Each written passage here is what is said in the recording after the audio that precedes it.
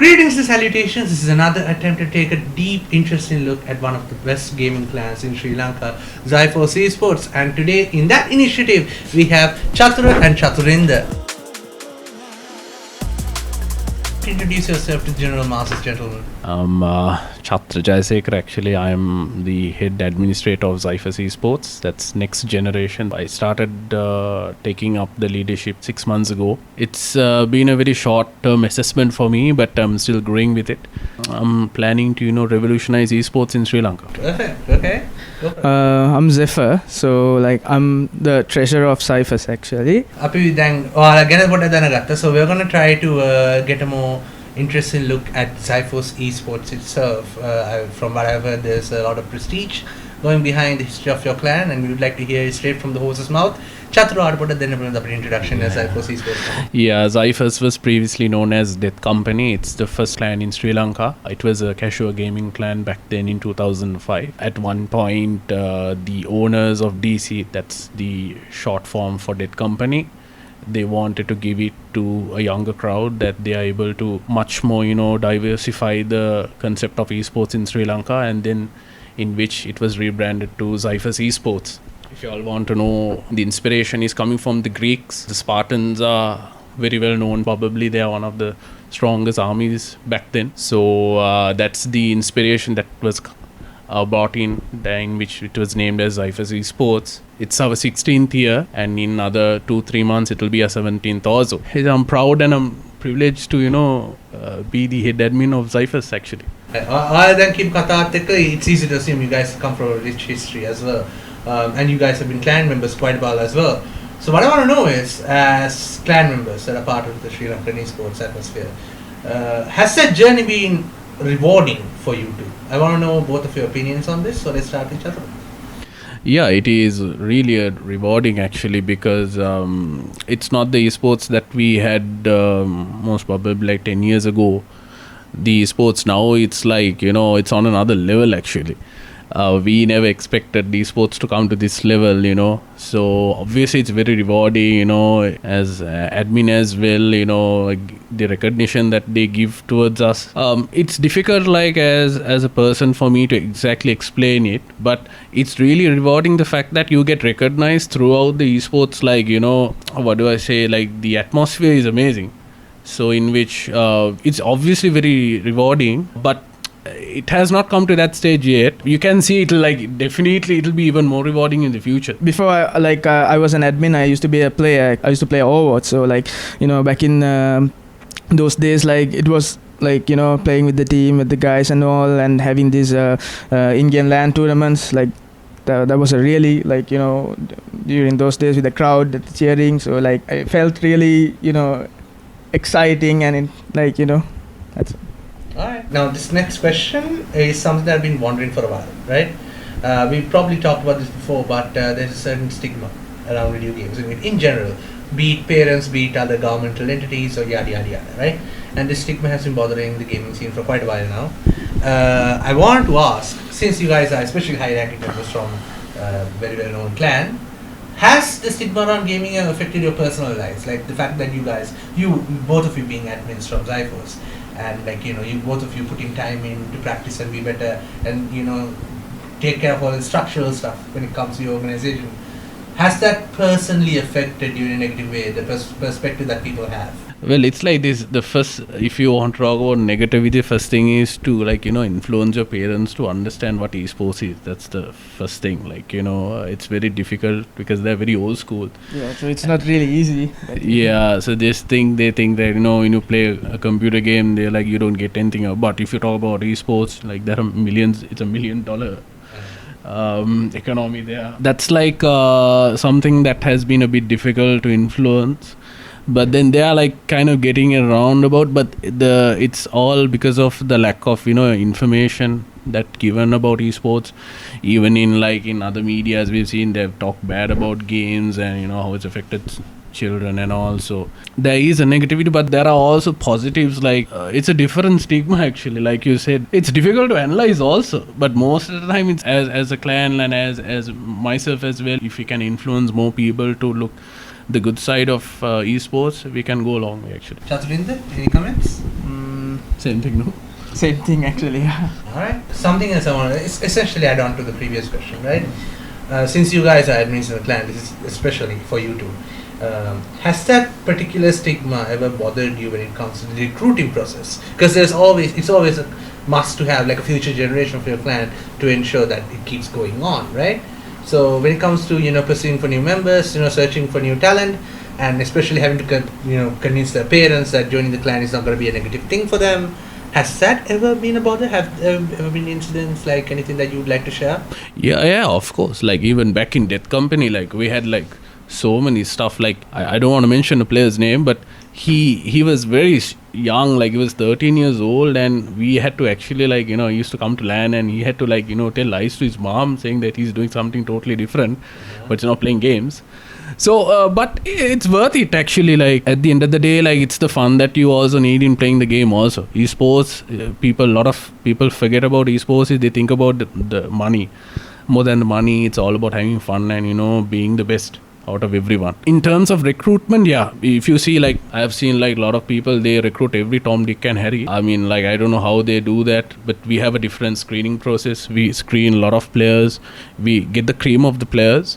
And we do not like, just go on sake of, recruiting players also. You need to recruit players with a brand. It has a brand, There are players with negative marketing. Enough of negative marketing we have seen. So as Xiphos, we are no way. That's why everyone who sees this jersey has a lot of respect for it. Because recruitment is a very important thing for survival of any clan.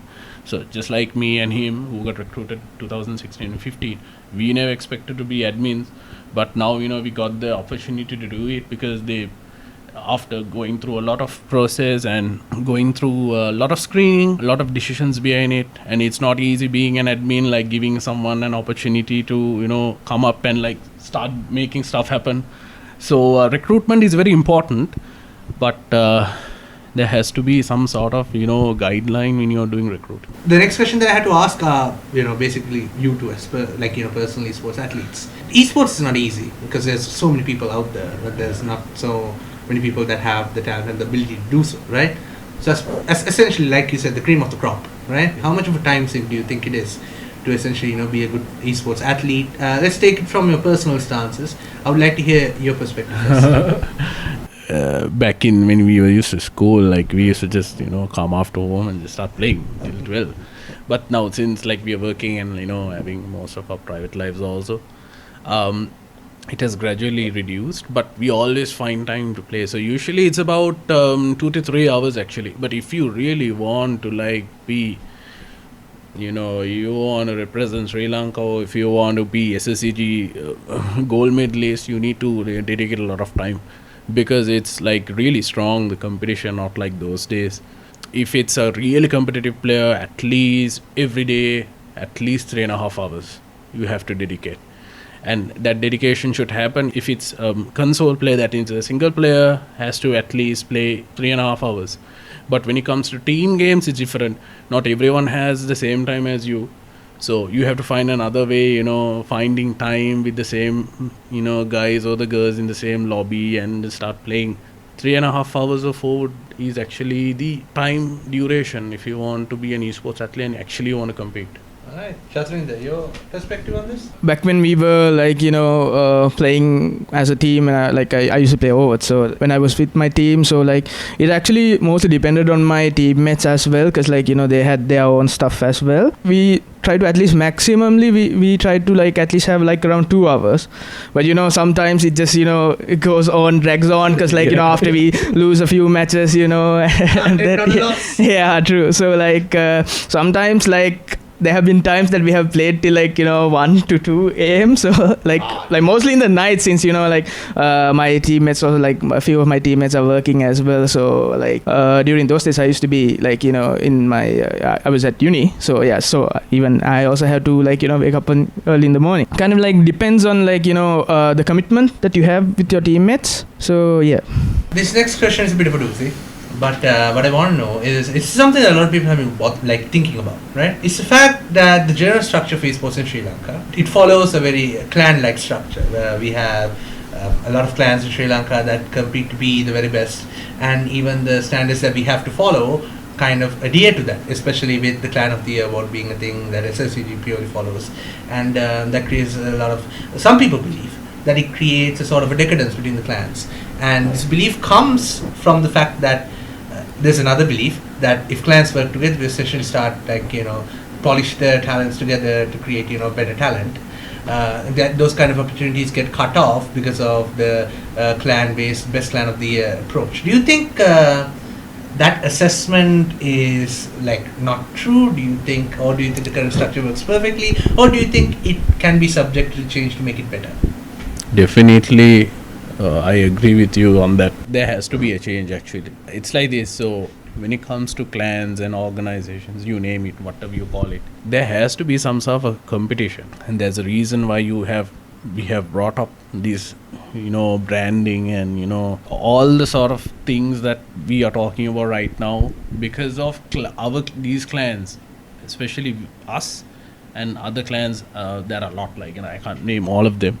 Because of us only, esports actually, for me, in my point of view, esports came up to this standard, to a point where, okay, there are a bunch of people wearing some weird jerseys and all. They don't understand, the general public doesn't know, what are these guys doing? So we are the ones who did the branding, most of the time.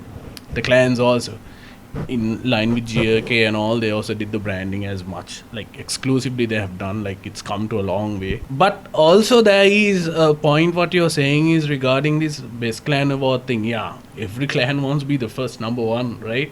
But there is this, if you're thinking of something it's going to hinder the process of getting a national team, I do not agree, because there is a separate governing body who actually discusses who is going to be in the main team. So it doesn't have to be one clan having the best team. So it can be a bunch of 5 individuals from 5 different clans bring in, and you bring the strong team, and that's the agreement. Because there's always certain things what people say we can't help, like you said, some people have different approach and opinion. What I believe is, I give you an example. Before we had CSGO is either Phoenix Gaming or it's Xiphos eSports. Finals, semi-finals. Both teams had awesome players. One of these guys, they said, no, let's quit this clan concept. They all became top 5. Have you heard of Xiphos eSports? I've heard, Yeah. So they are 6 to 7, I think 8 times national champions. So I think 2 guys from Xiphos and 2 from Phoenix Gaming, and I don't know about the other guy. I think he's from different clan also. So they screw this. We don't want this. We want to make the best 5 and we want to represent Sri Lanka. At the end of the day, they beat India also. They beat Bangladesh also in CSGO. Okay, they stunned everybody. So there is always 2 sides of the coin. Some people want to do it. But for us, this is what we want to continue. In the future, it will be you'll never know. This clan concept will go to a point, it will go through an organization, actual funding and actual, sponsors. Still sponsors are there, but not that strong because of the economy that we have at the moment. It's a bit difficult.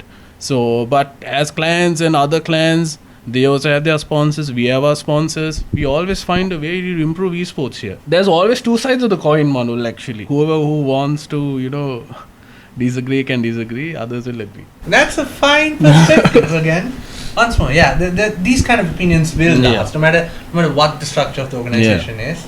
It's just that those perspectives should be addressed, and if there are valid points to it, should be fixed. That should always be the case, right, at the end of the day. This next question is a bit of a controversial one, but it's something that requires perspective at the end of the day, and that's our job. Our job is to provide perspectives. So there is a general view, and this is a general belief, that ever since the mobile gaming market has entered the stratosphere, the tournament structure in Sri Lanka has gone from a healthy 50-50 between consoles and PC into a 70-30 deal where the mobile side takes 70% and the console and PC share around 30. Again, the numbers can vary, right? And this perspective has caused quite a bit of friction within the community as well, with different people, pushing for change, different people accepting it. And to be fair, it can also be seen as a positive way, because fresh talent can always come into clans and integrate within the system because of this as well, right? But so I want to know your perspectives about this whole PC versus mobile shenanigan, Because it's been an impactful like topic, right? So Chatura, take it away. Well, that's a lot of controversial questions coming up. I know where you're coming from. So it's like this. Before we had PC, right? It was actually it's a different like topic. It's like this. It's how easy it is. Like, if you have a smartphone, you can definitely play what is PUBG, Free Fire, all these games. Like, it's easy to play. It's free to use actually. So some players like get a smartphone. The first thing they do is they download this game and they start playing. It's the cheapest way. Yeah. Exactly. What happens here is it has to be at the end of the day, marketing is also a very important thing in esports. Without marketing, you cannot do the fun thing. I'm not saying that PC doesn't have. Mobile gaming has it's in Southeast Asia. If you're talking about Southeast Asia, it's mobile games now. Like, I have done my research on it. It's like almost taken over. So everyone has a smartphone. It's just, if you're using Dialog, Mobitel, whatever the service provider is, put a data card and you're in, right?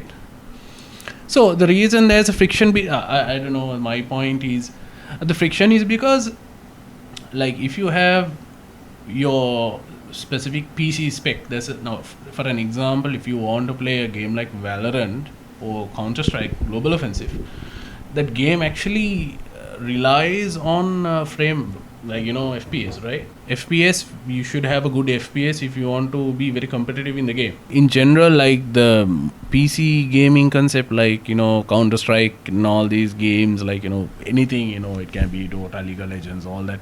You need a good PC actually to like be very competitive. So that is the, like, there is a friction there also. Not everyone has, a good PC, right? So there is a friction there. And mostly it's like very easy to cater the mobile community because there's a high demand for this. There are a lot of players, a lot of people have access to smartphones, just have to download the game and start playing. That's where marketing comes in, right? You need to market. You have to do the marketing based on the correct market segment, right? So the market segment is basically mobiles. So if you have a good, smartphone, you download the game and start playing.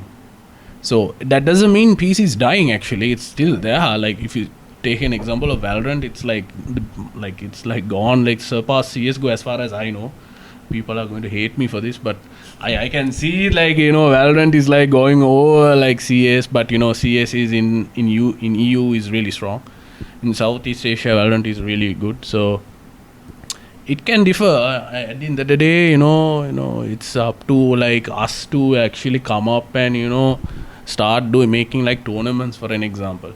Like, there's no point like going after people and telling that they're doing this wrong, we should do it this way. It's up to us to pull up our own socks. Like, okay, if you're a PC gamer, you should be like, fine, I'm gonna organize a tournament, let's have it this way, this is the amount of players, let's do the marketing, let's do this. Little by little, when you start giving that the business confidence to sponsors, people start sponsoring. So it's all up to us actually. Okay. Would you mind if I ask a devil's advocate question? Yeah, go ahead. So in that sense, I'm going to turn it around, right? In that sense, entering the PC gaming stratosphere will essentially take a considerable investment, right? To build your own PC, that's that you can use to play whatever games you like. That's quite a big investment, especially in the current economy, right? And since and it's a fair assessment to say that the concept of gaming in general in Sri Lanka started from the early on PC internet cafe concept, right? Like that's our fondest memories. Like, exactly. Right? Would you think it is unfair for PC gamers to kind of put the time, effort, and money into getting into the scene, and then being promised for a scene purely for it, and for it to essentially be kind of pushed away? Do you think that's somewhat unfair for the PC gaming demographic that's been looking forward to the the rising state of esports in Sri Lanka? It's like this. At the end of the day, like end of each year, there are like I wouldn't say that it's dying actually. Like you're asking, like, so it's like this. At the end of the year, you have in Southeast Asian games, I think there's Counter-Strike is there. I'll tell you the PC. League of Legends is there. Dota 2 is there. Another Valorant is also there, right? Yeah. Valorant is also there. and there was another 2 or 3 games, I think single player games. So they are PC games, right? At the end of the day, we are all the clans, Slesa in general, they try their best to find the best 5 players. Oh, yeah. And they try to, now last time this Commonwealth, there was female Dota 2 team. Yeah, it there was a Rocket League team as well. exactly. So I wouldn't say it's we are not losing, actually. We are actually winning at this point, right? Because although in Sri Lanka, you see there is a mobile community that is growing faster, and there's more sponsors are actually focusing most on them. In general, these games if you see outside the world, outside Sri Lanka, it's these big games like Dota 2, League of Legends, those games never die, right? They're $1 million games in industries. In Commonwealth also the same, right? So I wouldn't say the fact that just because we have some community growing up, every single thing is there out there. It's that you need to find a way to be the best out of everybody. That's the point. That people think that everything is so easy to it's so easy for someone to come and play. I'm a national player, I'm represent Sri. That's not easy. It takes a lot of time and dedication. You need to show yourself that I'm the best here. And definitely we don't just pick people who just it's everyone is evaluated, and there is a nice way how they do it. I'm not quite sure, but as far as I have heard, they have do it very nicely, and they check the previous performances, and they actually send teams out, and they show the real world what esports is. Because here, you be best in Sri Lanka, there's no point.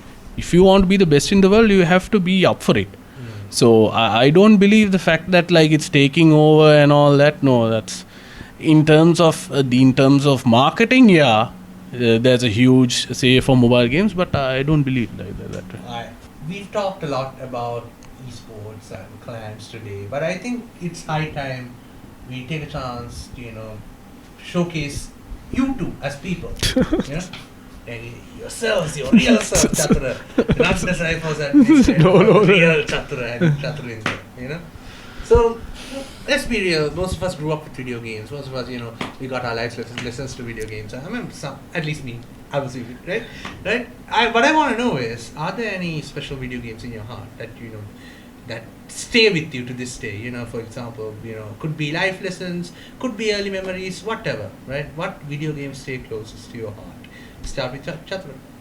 Well, my one forever will be Counter-Strike 1.6. Okay. So 1.6 is World of Warcraft is also there. My God, that goes a long way, Any other I used to go for these LAN back then when DC was there. I was I think I was about 10 years old, 11 years. I used to go with my cousin to Vortex, I think, Mount Lavinia. Vortex. I heard Vortex. Vortex. I think you must be knowing. I think I'm really not aware, but I think there was SSCG or some tournament. That was the time I felt the love for the games, actually, because while we were playing games, something was not right. Something felt I need something more out of it. And then when I started seeing people actually competing, it felt really great. It's okay, there's another level to this. So it's actually competing. So number one is Counter-Strike 1.6. That was a fierce competition, That's amazing feeling. That's the game actually, brought me up as an esports player. I'm up for this. Let's do this. So feels great actually. Yeah. Chaturendra? For my favorite game, I think it'll be always gonna be Overwatch. Because the thing is that's the first game that I started off as a competitive player, FPS player. Nice. So it was one of my batchmates who introduced me to the game. So if it weren't for him, I wouldn't be here, or I wouldn't be even in Xiphos, because I think the last Overwatch tournament, sadly, the last Overwatch tournament was around I think in 2020, but ever since then it had a really decline. Let's just state the fact it's dead.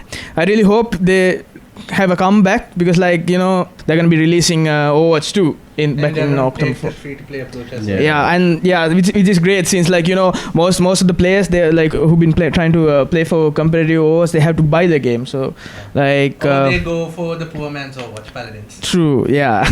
So like so I'm really looking forward for it actually. So like for how it's gonna be on Overwatch 2, and I really hope like we'd get more competitive tournaments mainly. Yeah. So Hear me, we need Overwatch tournaments, please. sure. That was lovely to hear. But now this last question is the most integral of all, okay? It is the question of questions. Now, for a second, imagine I am a Greek god who is in charge of gaming.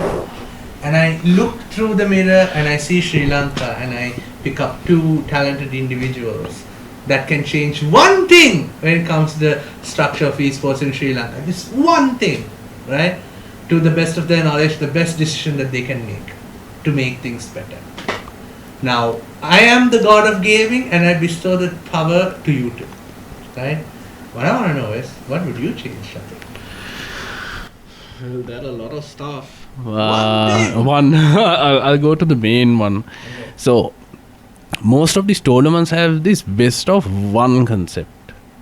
You see, so best of one means you only have, it's a do or die situation.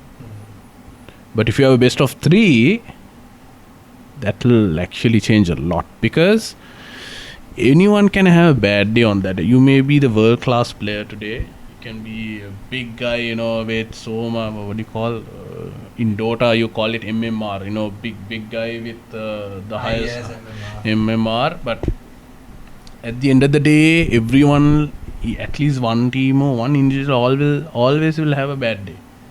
But if you have a best of three, it's you have three chances actually. Yeah, So it's less RNG and more exactly, and you have the pressure is also less because you have three chances.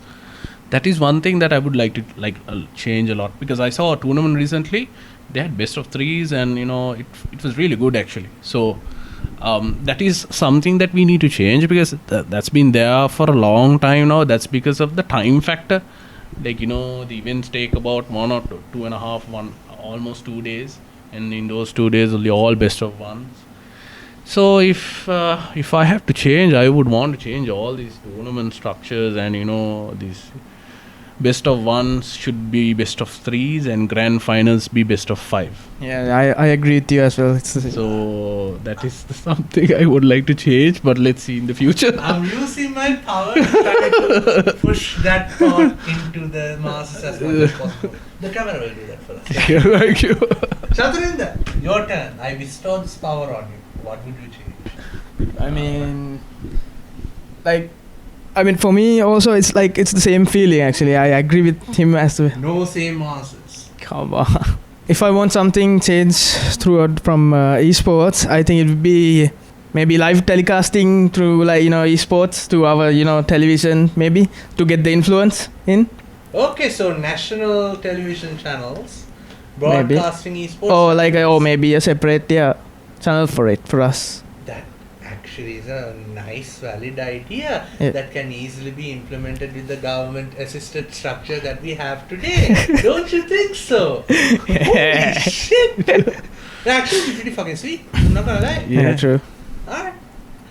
Well, Chaturinder, this has been an absolute delight. This has been a good opportunity for me as well as everybody else to get to know you guys. It's a good opportunity for people to know what Xiphos is all about. Thank you very much for being here more than anything. Thanks guys. Thanks for having for us. you Yasmin, Manul and Decibel and the team also giving us opportunity to come and speak. It's fun, for the past 2 weeks also, to know you guys. It's really nice. So thanks a lot. This has been fun. So in the count of 3, 1, 2, 3, goodbye! Bye.